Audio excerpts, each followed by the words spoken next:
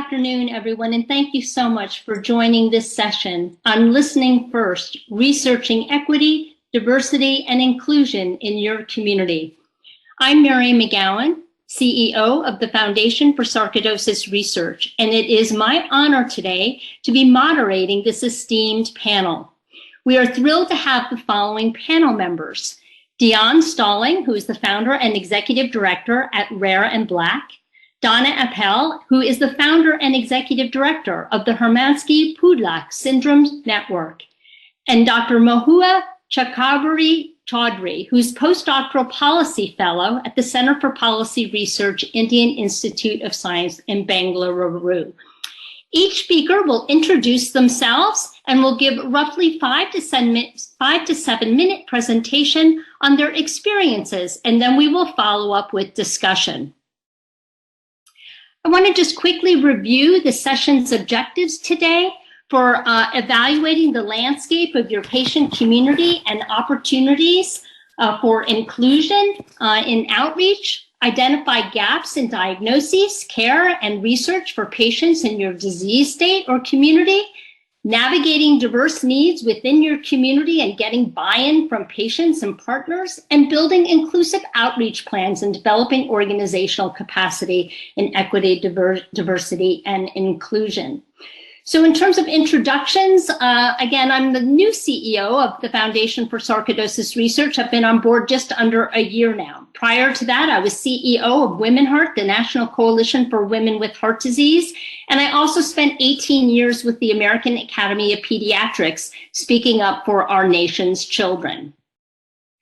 So for the foundation, what is it that we do? It's really a four-pronged approach. We accelerate research through fellowships, through small grants and large grant programs. We support patients through patient advocacy programs, patient navigators who are our trained volunteers, and wellness programming. We educate through a number of different ways, including webinars, town hall events, podcasts, and infographics. And we also advocate at the federal level for increased grant opportunities through NIH and pharmaceutical partners as well, and for access to care and reduction of barriers. So one of the things that we do with the Foundation for Sarcoidosis Research in terms of our approach to diversity and inclusion is we look at our leadership that we have at the foundation. Since I've been on board, we've added 5 new board members. I'm going to highlight that in a moment, but diversity is very important to us at our leadership level of our organization.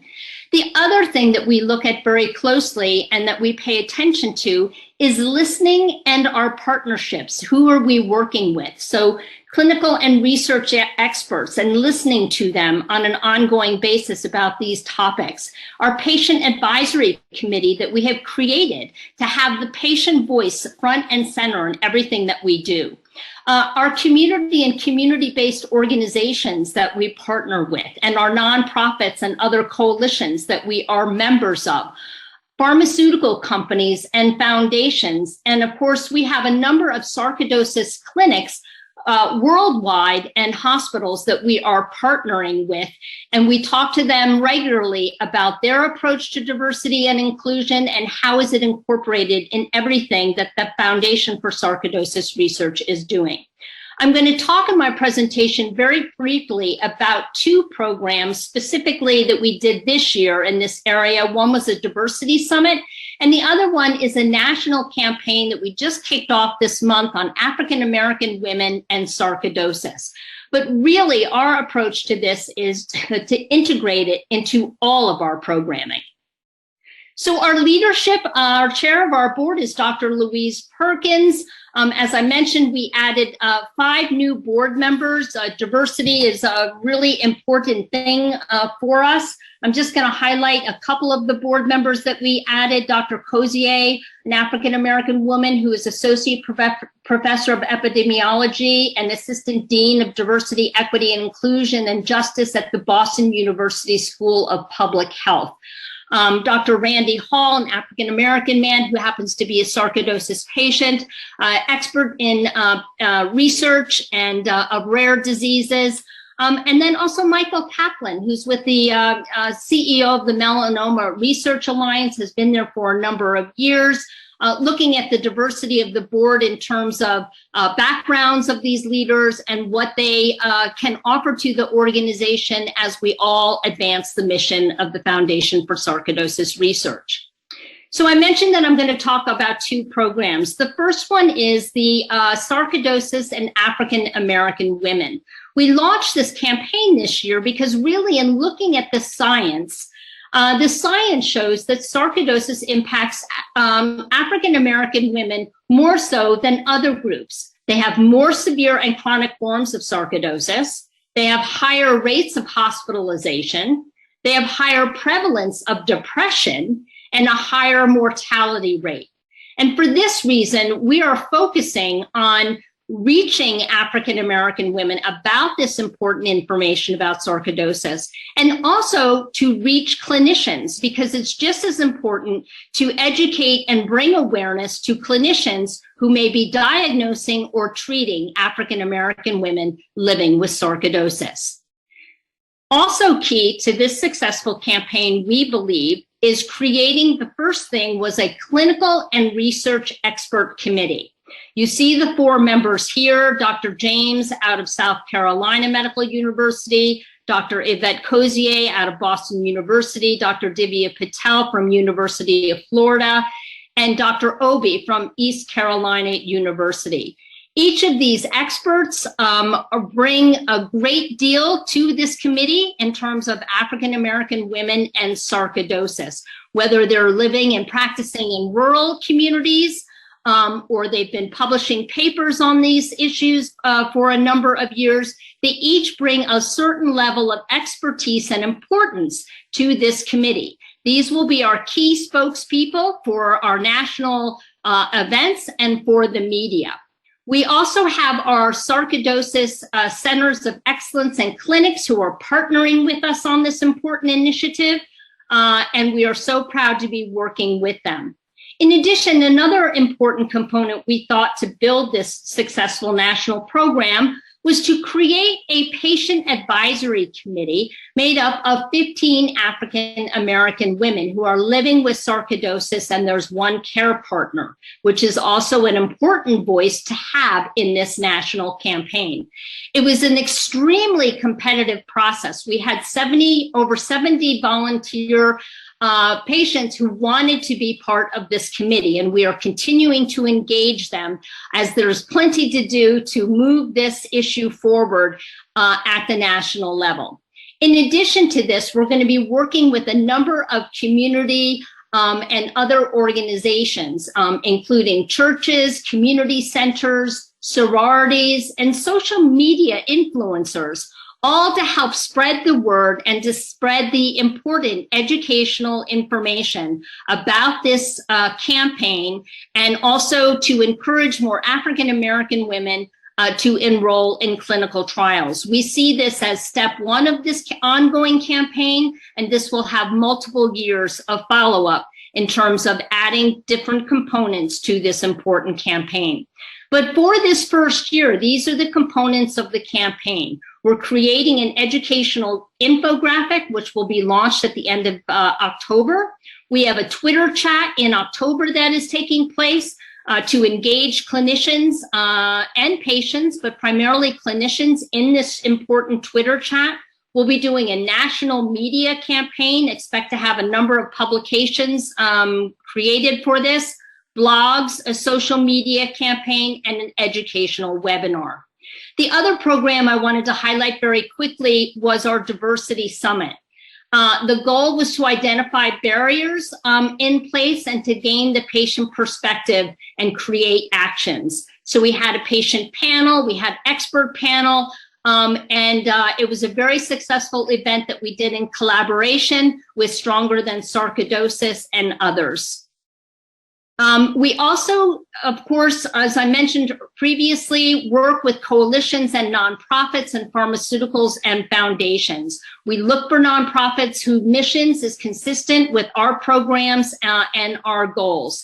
And by doing so, we help to continue to amplify this important messaging and important programs and initiatives. So thank you so much for your attention, for learning a little bit about the Foundation for Sarcoidosis Research, what we are doing this year with regards to diversity and inclusion. And thank you so very much. I really appreciate everybody's attention, and I will stop sharing my screen right now, and I'm going to turn it over to Dionne, who's going to share with us her personal story. Thank you, Dionne. Thank you, Mary. My name is Dionne Stalling. I am a patient first. I like to tell people that I live every day proudly with 5 rare conditions.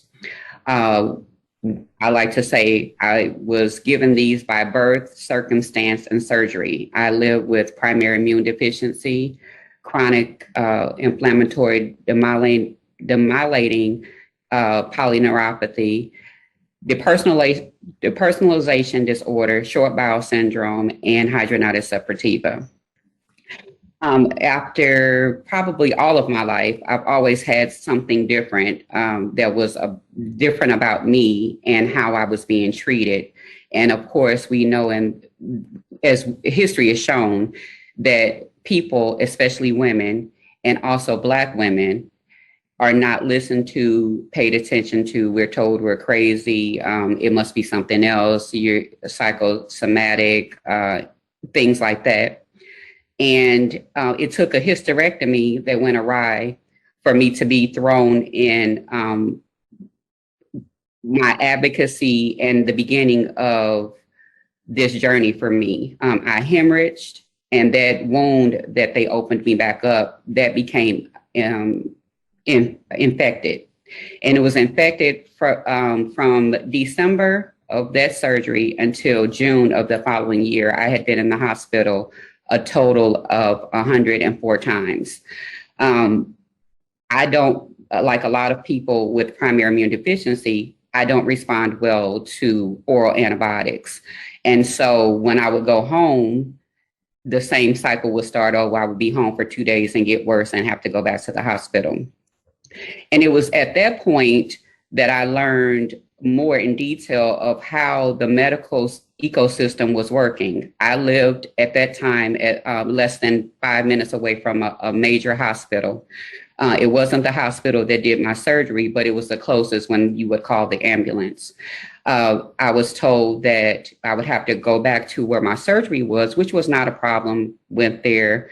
And as I said, with that many hospitalizations and things being dealt with surgery, you always have to go back to the surgeon. That's the medical way. If it's something surgically related, they like for you to go back to the surgeon.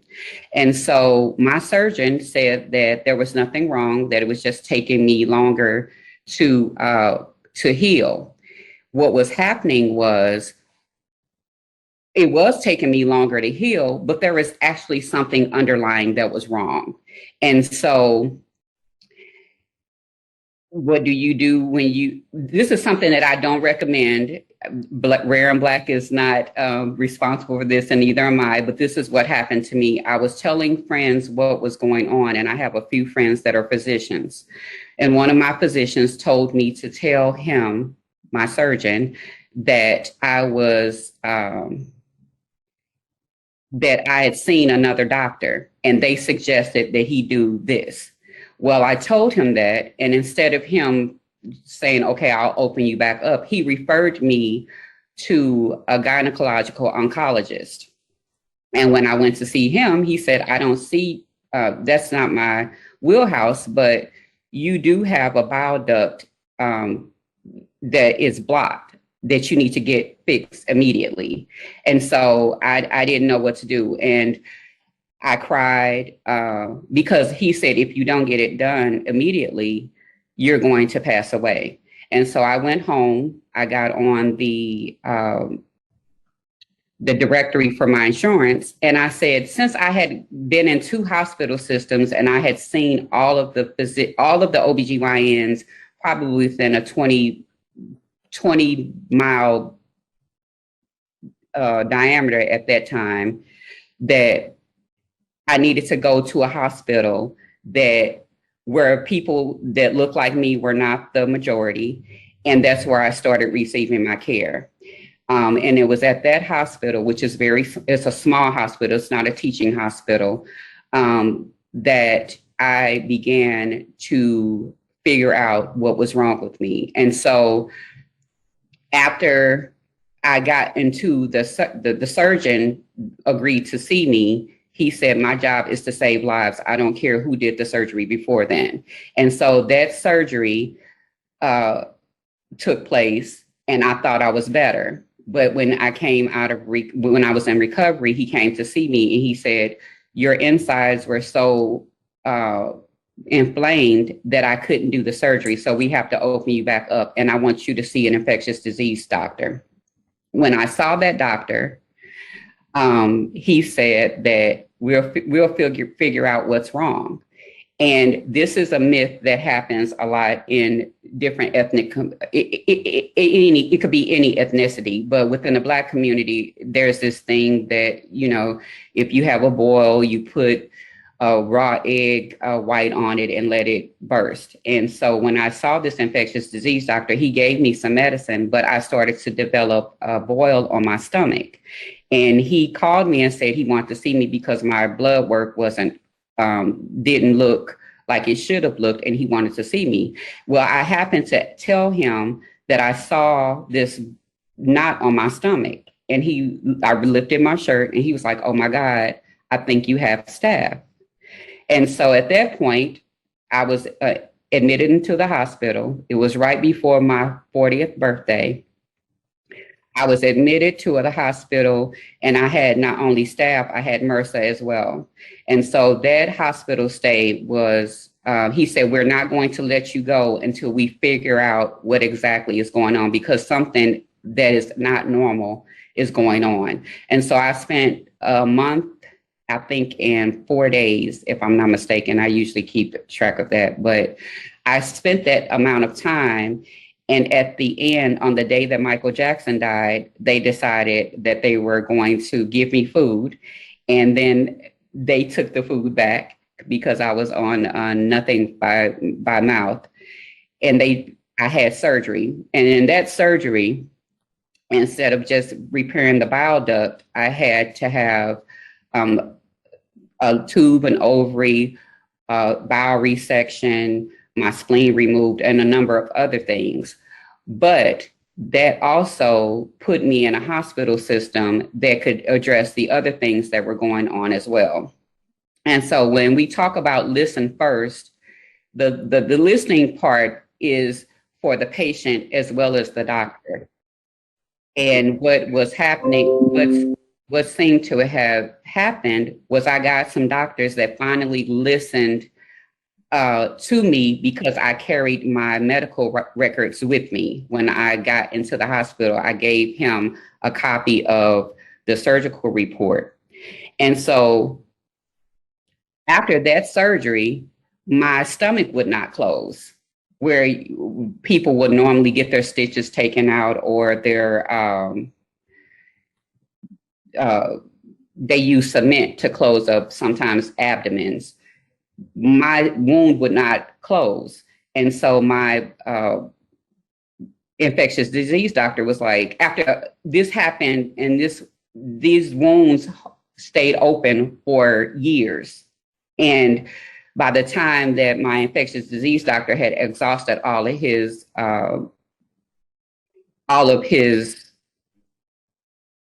practices that he could do, he referred me to an immunologist. And I spent probably 7 minutes with an immunologist, and every question she asked me the answer was yes. And so that's when I finally got a diagnosis. And since that time, I became an advocate for those. Once I got the diagnosis, within 48 hours, I had a primary immune disease diagnosis. And so since the time when I got on the internet, I've researched organizations, doctors that specialize in this. And since that time, as a result, I created Rare and Black because I was volunteering and I was being asked to go to different pharmaceutical companies.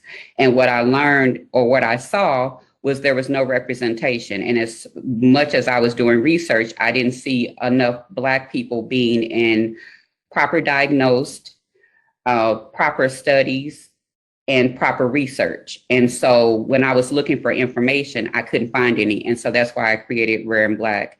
And I'm excited to say that we just got our 501c3 last year. So we're an infant in the nonprofit and the rare disease space by organization. But we are focused right now on newborn screening and once the child is born, making sure that they have adequate treatment and support systems within the space that their parents are in.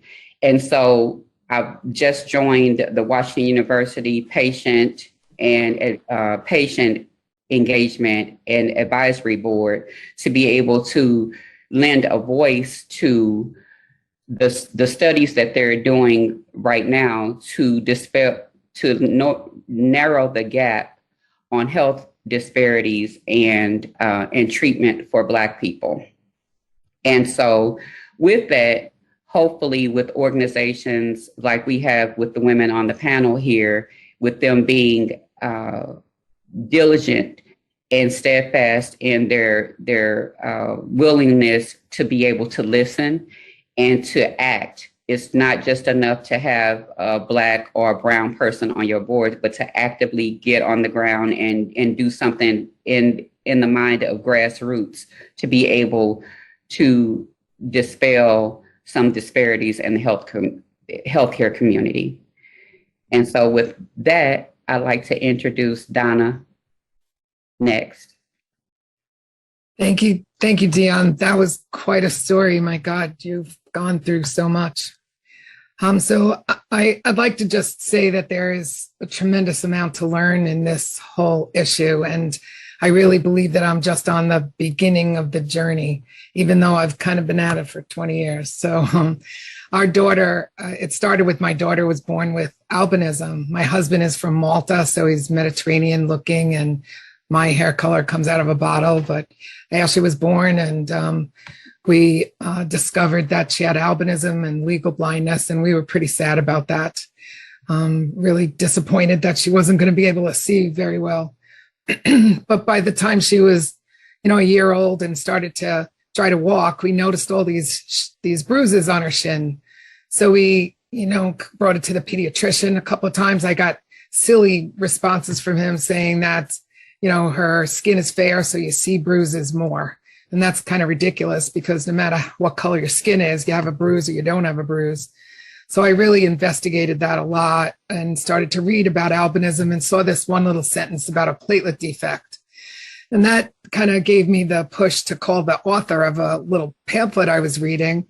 And he had sent me test tubes in the mail, and we drew Ashley's blood and sent it back. And 3 time zones away, he had looked at her blood under a microscope and determined she had a rare syndrome called Hermansky-Pudlak syndrome. So that was albinism and a bleeding disorder. But by the time Ashley was just short of 3 years old, she hemorrhaged to shock in her crib. So she bled extensively, and I rushed her to the hospital. They took her out of my arms, put her in an intensive care unit. I couldn't barely recognize her with all the tubes and wires coming out of her when I saw her. And we were really afraid that she wasn't going to live. But 3 months later, we got out of that hospital after she had had a traumatic brain injury from the lack of blood. And she had 36 units of platelets and 6 units of blood. And when we got home, I looked around and I'm like, all right, what is this Hermansky-Pudlak syndrome? Where are the people? Where's the research? Where are the doctors? Where's the cure? I didn't find a thing. So we started the Hermansky-Pudlak Syndrome Network. And then from there, I was reading about Hermansky-Pudlak syndrome and saw that there was a very big founder's effect in Puerto Rico. So basically, the island is surrounded by water, and there's a gene drift that the original descendants had given, had genes, and there is a great amount of people in Puerto Rico with Hermansky-Pudlak syndrome. My husband and I flew there. We went to go see a pulmonologist after seeing family after family of people with HPS on the island. We went to a pulmonologist that they respected. And this was 20 years ago, of course. But at that time, I asked them, like, well, where's the treatments? Who's on oxygen? Like, what's going on?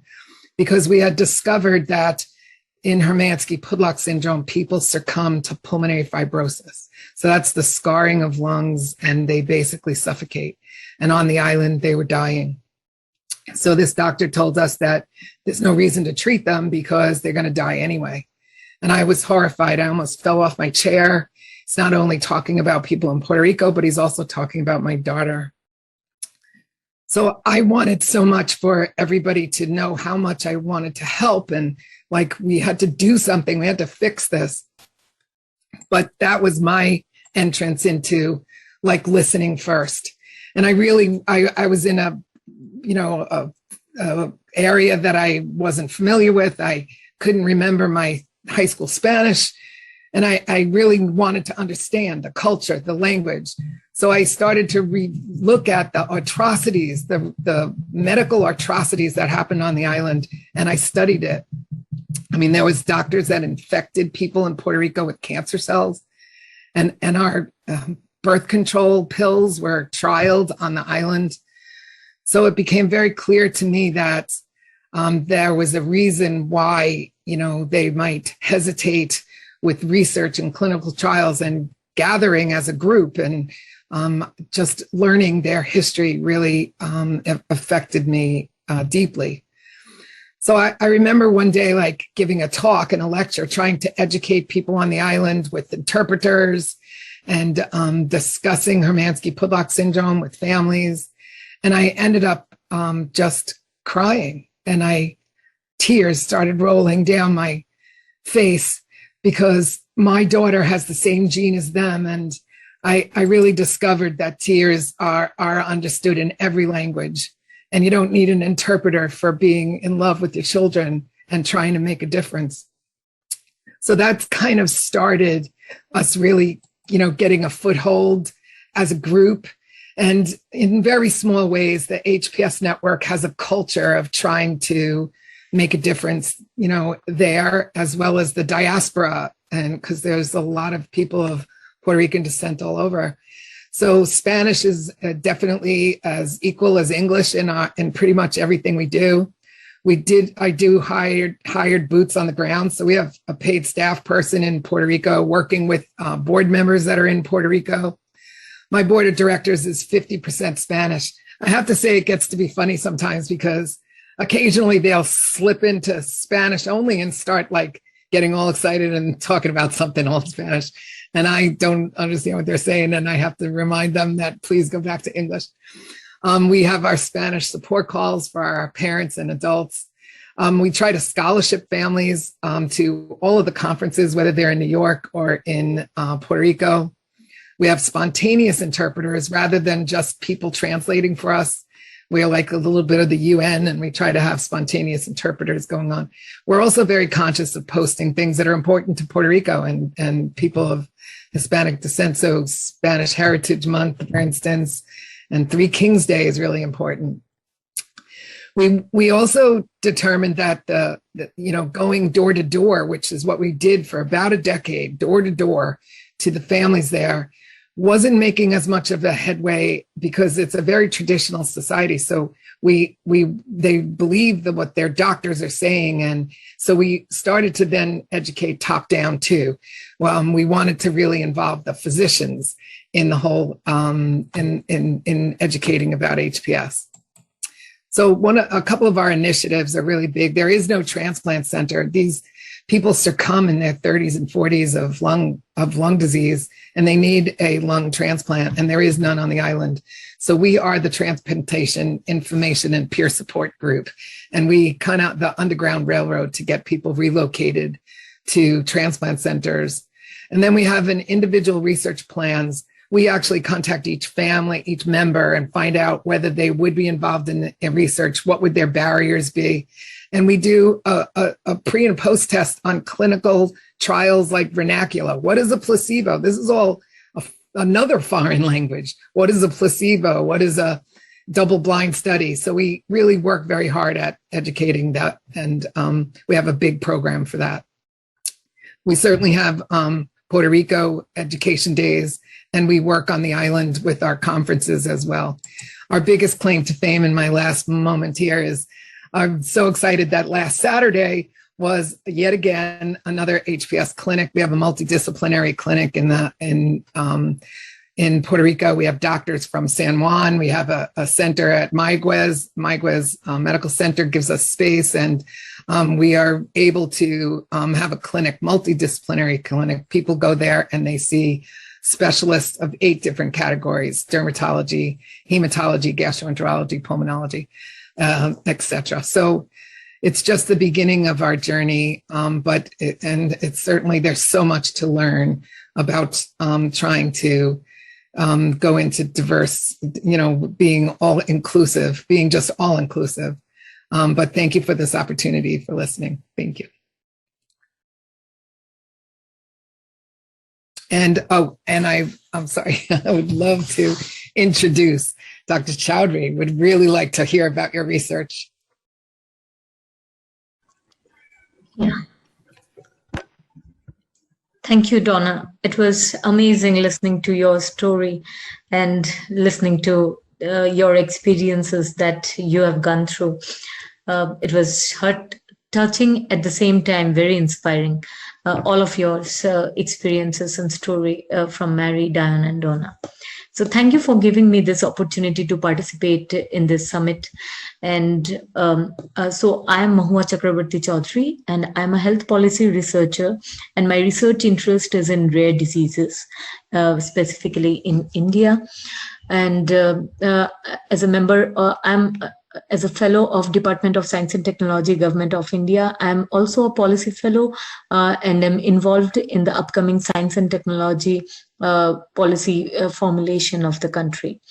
So with all my experiences as a policy fellow and a rare disease researcher, I would like to discuss the importance of equity, diversity, and inclusion more from the Indian perspective. And more so because India is such a diverse country, and to frame and implement policies and programs for rare diseases in any country or place, it is very important that we understand the needs of the people in the context from their socio-economic, geographic, and cultural standpoint. And this is important from a government standpoint, who is trying to frame or implement a policy, or from a health care provider who needs to serve the community, or even from a patient advocacy group point, we're trying to address the needs of this patient by mobilizing these patients and raising their voice and awareness. And for a diverse country such as India, understanding and addressing the context of equity and diversity becomes even more important. So just to give a perspective of the diversity in India, there are around 600 recognized languages, of which 1,600 recognized languages, of which 122 are major languages. And the diversity extends to social, racial, religious, ethnological, cultural, and most importantly, economic. Furthermore, geography and gender adds to this diversity.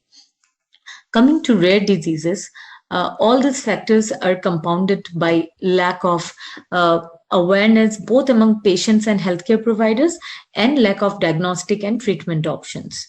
So in my previous few years, in my research experience with rare diseases, I tried to study the landscape of rare diseases in India to understand the stakeholders in the ecosystem. In the process, I have spoken to various stakeholders involving the patient advocacy groups, the patients, the healthcare providers, the policymakers, and various other allied health professionals and others. And I'm trying, in today's talk, I'm trying to bring all of their experiences and how equity, diversity, and inclusion impacts how the rare disease ecosystem functions in the country. So in a Lancet study, the key challenges for achievement of equity in healthcare in India was identified as an imbalance in resource allocation, inadequate physical access to high quality health services and human resources for health, high out-of-pocket health expenditures, inflation in health spending, and behavioral factors that affect the demand for appropriate healthcare. Although health outcomes have improved with time in India, but they continue to be strongly determined by factors such as gender, caste, wealth, education, and geography. And in various health policies in India, equity in health and healthcare has been a long-time guiding principle, with a commitment to provide for the needs of individuals who are poor and underprivileged. However, equity in terms of addressing needs of different types of diseases, where I mean rare diseases in this case, especially because they affect very few patients, that kind of equity consideration has not been taken very seriously so far.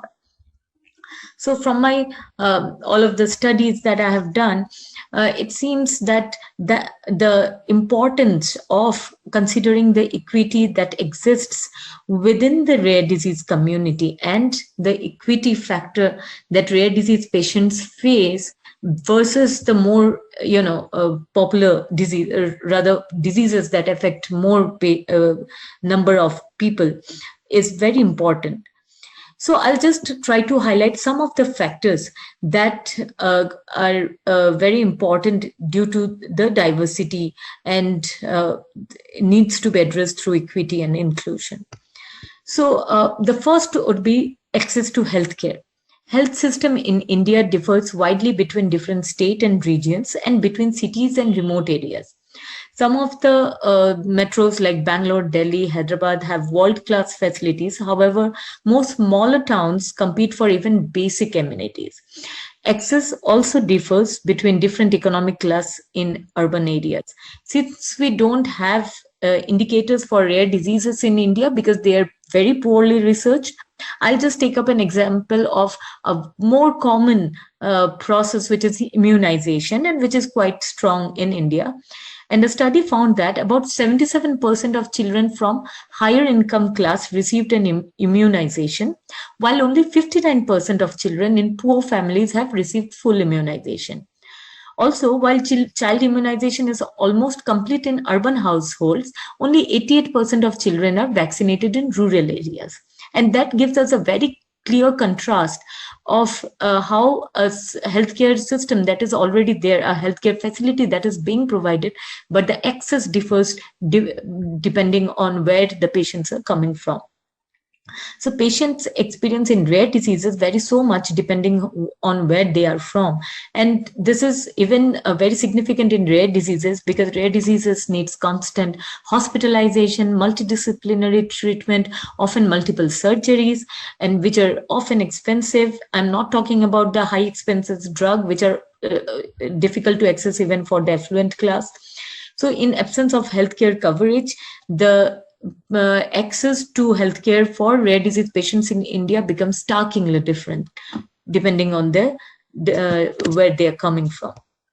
Secondly, I'll go to the paradox of having a centralized center of excellence and the challenge to reach out to different community in different areas, including the remote areas. Health is a state subject in India, and different states have the autonomy to implement or adopt the centrally launched healthcare policies and programs. The budget allocation also varies widely between different states. Each state selects its priority based on epidemiology and other factors. Now, it makes it obvious that prioritizing rare diseases state-wise may not be possible, as by definition these diseases, I mean rare diseases, occur infrequently, unless of course due to some underlying genetic cause, along with practice of consanguinity and endogamy by some of the communities. Some of these diseases might show increased prevalence in some pockets, as in the case of thalassemia and sickle cell anemia, it was shown. The National Policy for Rare Diseases in India advocate for setting up of Center of Excellence, which will have hub and spoke model to reach out to remote areas. This is absolutely essential for rare diseases. However, mobilizing the community and motivating them to access the Center of Excellence, and also empowering them through financial and other aid to travel to the Center of Excellence is extremely important if we have to ensure equitable distribution and access to healthcare for rare diseases. So in that, strengthening of primary healthcare services and connecting them to the Center of Excellence and creating awareness at grassroots level is very important. So comes the the third point that I want to mention is the dissemination of knowledge and information. In all my studies, what I found was that the major challenge faced by rare diseases in India is the lack of awareness. And by lack of awareness, I mean lack of awareness among patients, among general public, among healthcare providers, among policymakers, and every stakeholder that we can think of. So mode of dissemination differs between, various, especially between urban versus rural. It also depends on education, accessibility to communication medium. And again, as I mentioned earlier, language is a huge barrier when we try to reach out to remote part of the country, remote and rural. As it's very easy for urban and educated population in India who are often bilingual or trilingual with English and Hindi as the common medium of communication. However, Pan-India patient advocacy group have found it extremely difficult to connect to patients across the country. Regional chapters for each rare diseases might be again difficult due to low numbers. Each state might have very few numbers of patients, and having a local chapter for each state might not be a very practical way to go about it. And again, disseminating the knowledge and raising the awareness, the importance of getting associated with the patient advocacy group and getting involved, kind of encouraging the people to getting involved in the patient advocacy movement, that is again difficult. And as we have seen in India, mostly the patient advocacy movement is led by more urban educated and economically affluent patient families. So in my present ongoing study, I also found that awareness of healthcare providers about rare diseases vary widely among those located in major cities versus located in remote areas. So a very strong community level worker network system that exists in India is the ASHA and Anganwadi workers. ASHA is the accredited social health activist. And these are the people from the community who are educated and trained to go to assist the doctors and campaign for different national health programs like birth control, immunization, and creating awareness related to reproduction, maternal health care, child health care. I think that is a very important network that could be tapped for raising awareness for rare diseases as well, especially disseminating the knowledge of after the genetic counseling. So what happens in various communities, we see that consanguinity and endogamy is very prevalent. However, this knowledge is not disseminated among the community, and we see even within a larger family, a same rare disease is more common, or maybe within a community, a rare disease which could be easily prevented through a genetic counseling is very common. And this knowledge dissemination, if done through an expert as a genetic counselor, may not translate very well to the community level. Here, I think the community level workers could play a very important role because it's a very sensitive issues, and these traditional societies, it's very difficult to impart this kind of information. So, and in very other nutritional and other ways as well, I think this community level workers could play a very important role. So with this, I'll just wrap it up very short as I'm running out of time. So overall, addressing equity, diversity, and inclusion is very important part of rare disease management, and every policy program for rare disease at national, state, or organizational level should take this into account. There's a lack of research in India for exploring the inter-community differences in experiencing, identifying the experiences of individual rare diseases, such as the one explained by Mary today in her talk about the sarcoidosis research on African American community in US. I think there should be more focus in researching and understanding different aspects of diversity and equity concerned with rare disease patients and identifying barriers that would enable better outcomes on health delivery. Also, participation of members from different communities needs to be encouraged in different decision-making bodies and organizations for rare diseases. With that, I'll end my talk and I look forward to taking forward the discussion. Thank you. And over to you, Mary. Yeah, thank you so much, everybody. What an incredible panel with very diverse experiences, and we appreciate everybody sharing. I want to end with, I think, something that struck me most personally, and I think sums up very well what we're all saying here in terms of listening. And it was, Donna, something that you said. Tears are understood in every language. I thought that was so powerful. I'm going to take that with me. I hope you all do as well. Terrific work, extraordinary panel, and thank you for everybody for participating in today's session. Bye-bye.